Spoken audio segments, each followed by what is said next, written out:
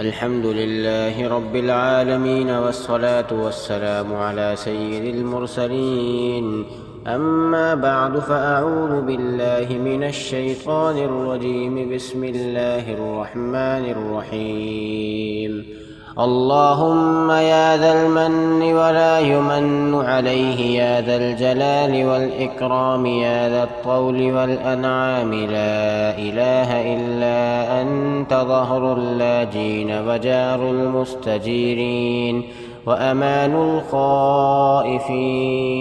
اللهم إن كنت كتبتني عندك في أم الكتاب شقيا أو محروما أو مطرودا أو مقترا علي في الرزق، فامح اللهم بفضلك شقاوتي وحرماني وطردي واقتتار رزقي، وأثبتني عندك في أم الكتاب سعيدا مرزوقا موفقا للخيرات، فإنك قلت وقولك الحق في كتابك المنزل على لسان نبيك المرسل: يمحو الله ما يشاء ويثبت، وعنده أم الكتاب.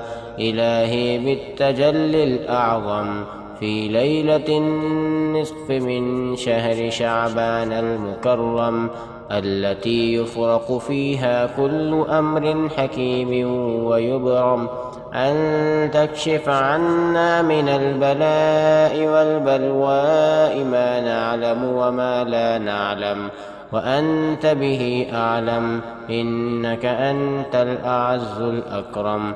وصلى الله تعالى على سيدنا محمد وعلى آله وأصحابه وسلم، والحمد لله رب العالمين.